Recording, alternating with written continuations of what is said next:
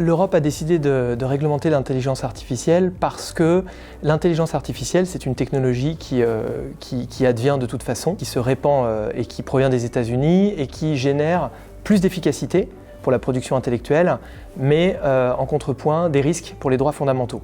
Donc l'Europe cherche en fait à rendre plus attractive, plus lisible la réglementation sur le sujet pour permettre aux entreprises de se libérer et d'adopter l'intelligence artificielle tout en préservant les droits fondamentaux des personnes, au premier rang desquels la santé, la démocratie, l'environnement, qui peuvent, si l'intelligence artificielle est déployée de manière un petit peu anarchique, qui peuvent être mises en cause. Le règlement IA, en fait, c'est une législation spécifique sur les IA. Donc, quand vous êtes une entreprise, pour savoir quelles sont les obligations qui s'appliquent à vous, il y a 2 critères à prendre en compte. Alors, le premier, c'est la nature de l'IA que vous utilisez, et le deuxième, c'est votre qualité en tant qu'utilisateur de l'IA. Concernant le premier critère sur la nature de l'IA, le règlement définit 4 grandes catégories d'IA. Les premières, ce sont les IA interdites qui ne pourront pas être mises sur le marché. Donc par exemple, ce sont des IA liées à la notation sociale ou encore à la détection d'émotions sur les lieux de travail ou dans l'éducation. La deuxième grande catégorie, ce sont les IA à haut risque qui sont définies à la fois en fonction de leur finalité et de leur domaine. Ce sont notamment des composants de sécurité, par exemple pour des dispositifs médicaux. Et ce sont les IA qui vont être utilisées par exemple dans l'emploi, dans l'éducation, dans les services publics, etc. Troisième grande catégorie, ce sont les IA à risque modéré. Ce sont donc les autres IA que les IA au risque qui ont pour principale fonctionnalité en fait de permettre une interaction directe avec les personnes physiques, par exemple les chatbots, ou de permettre de la génération de contenu comme des vidéos, des textes. Et là évidemment on pense aux IA génératives.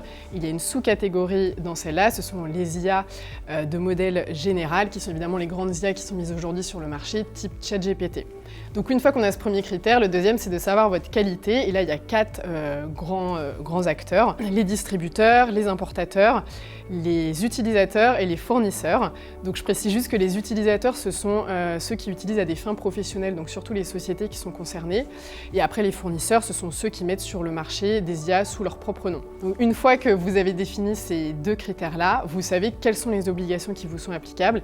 Et ce sont évidemment les IA au risque qui sont le plus réglementés, surtout pour les fournisseurs. Il y a à peu près une vingtaine d'obligations et pour les utilisateurs, environ une dizaine. Pour ce qui concerne les IA à usage modéré type génération de contenu, ça va être principalement des obligations de transparence. Et pour les grandes IA type ChatGPT fondées sur des modèles de fondation, il y aura des obligations spécifiques.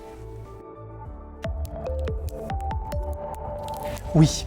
Elles sont déjà soumises parce que même si ce règlement n'est pas encore entré en vigueur, en réalité, il y a déjà un grand nombre de textes qui s'appliquent. Alors premièrement, il y a un texte de portée générale qui s'appelle le Règlement général sur la protection des données, le fameux RGPD. Vous savez que l'IA consomme énormément de données, elle est très vorace en données. En général, beaucoup de ces données sont des données à caractère personnel, donc il faut respecter le RGPD. Et notamment, une chose à laquelle peut-être certains de ceux qui nous écoutent n'ont pas pensé, c'est que le RGPD impose de faire ce qu'on appelle une analyse d'impact préalable avant la mise en œuvre de certains traitements quand ces traitements génèrent des risques pour les droits fondamentaux. Or, on l'a vu à la première question, en répondant à la première question, l'IA génère des risques pour les droits fondamentaux, notamment, et c'est pas le moindre, un risque pour la santé psychique.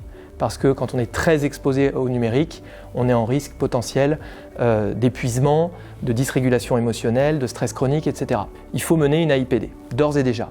Et puis, deuxième catégorie de textes, il y a des textes sectoriels qui s'appliquent par secteur, notamment dans le secteur bancaire, dans le secteur assurantiel, dans le secteur défense, parce que les données qui peuvent nourrir l'IA sont des données pour certaines couvertes par des secrets, le secret bancaire, le secret défense nationale, qui sont des données sensibles. Voilà, donc il faut respecter ces réglementations.